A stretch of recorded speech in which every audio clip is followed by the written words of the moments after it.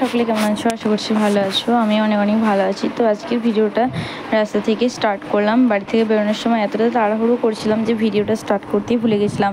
তারপর এই যে দেখো রাস্তাতে যাচ্ছি দেখো, আর এই যে মাঠগুলো দেখো কত সুন্দর সবুজে সবুজ লাগছে। আর কোথায় যাচ্ছি না যাচ্ছি সেটা তোমরা একটু পরেই বলছি, একটু ভিডিওটা দেখলেই বুঝতে পারবে। আর এই যে দেখো এখন চলে এসেছে বেলিয়াতোড়। এই যে দেখতে পাচ্ছ এটা লালু চা, তো অনেকেই চেনো এই বেলিয়াতোড়ের লালু চাকে। তো তারপর দেখো এই রাস্তাটা কে কে চিনতে পারছো বলো তো? যারা চিনতে পারছো ভালো জিনিস, আর যারা না চিনতে পারছো তাদের জন্যই বলছি, এটা সেই বাড়ি যাওয়ার রাস্তাটা। তো তারপর দেখো এখন চলে এসেছি বাড়িতে, আর আজকে যাব দিদির বাড়ি। তো ওখানে এবছর দুর্গাপুজো দেখতে যাবো। তো চলো সবটাই তোমাদের সাথে শেয়ার করবো।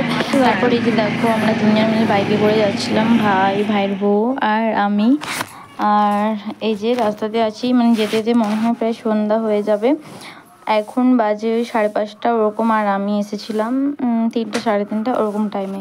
তো তারপর বেরোতে করতে লেট হয়ে গেল।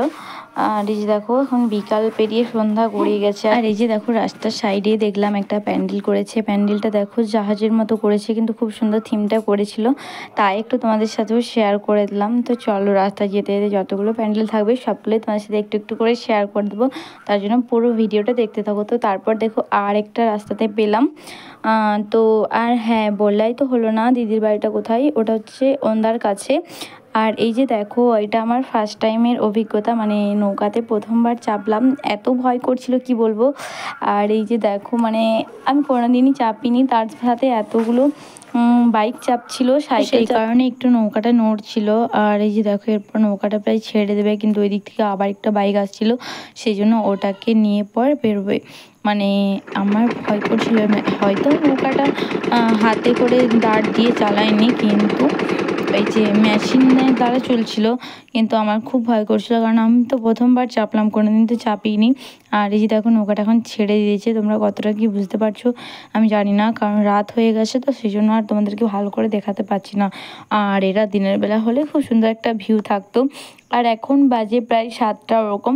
তো চলো নৌকা থেকে নামি, তারপর দেখো নৌকা থেকে নেমে আসার পর তার এখানে দেখলাম একটা ফুচকা স্টল বসেছে। তো এখন তো দুর্গাপূজার চারিদিকে তো ফুচকা স্টল বসেইছে, সেই কারণে বললাম চল আগে ফুচকাটা খেয়ে নিই, তারপর আবার বাড়ি যাবো।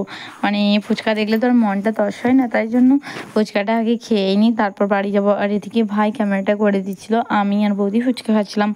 তো তারপর আমাদের ফুচকা খাওয়া শেষ হয়ে গেছে, হঠাৎ দেখি জামাইবুর সাথে দেখা, মানে যে জামাইবুর দাদার সাথে।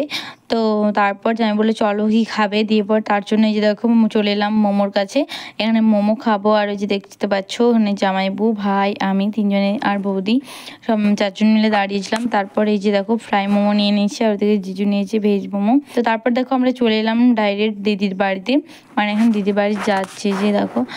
আর এটা হচ্ছে বড় মিমি, আর এটা হচ্ছে ছোট মিমি। তোমরা তো যারা আমার ভিডিও দেখো তারা তো নিশ্চয়ই জানো।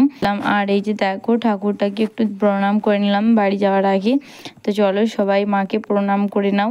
আর তোমরা কে কোথায় ঠাকুর দেখতে যাচ্ছ একটু কমেন্ট করে জানিও। আর ওই যে দেখো আজকে তো ষষ্ঠী, তো আজকে ওই দেখো বেলতলে পূজা হচ্ছে, তো সেটা একটু তোমার সাথে শেয়ার করে দিলাম। তো চলো তোমার সাথে পরে হচ্ছে। ফাইনালি এতখানি দিদির বাড়িতে পৌঁছালাম, আর এখন বাজে 7:30। আর ওই যে দেখো দিদি শুয়ে আছে, অন্ধকার একটু এই আলোটার কারণে দেখাচ্ছে না, আড়াল হয়ে গেছে। তো আর দিকে দিদি, আর এই যে বড় মিমি, আমি, আর এই যে দেখো পিছনে ছোট মিমি।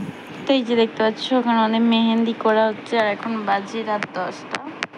তো এই যে যেখানে পেয়েছে শুয়ে শুয়ে মেহেন্দি করছে। তো যাই হোক চলো আজকের ভিডিওটা এখানে পর্যন্ত, ভালো লাগলে লাইক কমেন্ট করো, আর চ্যানেলটা সাবস্ক্রাইব করে দিও।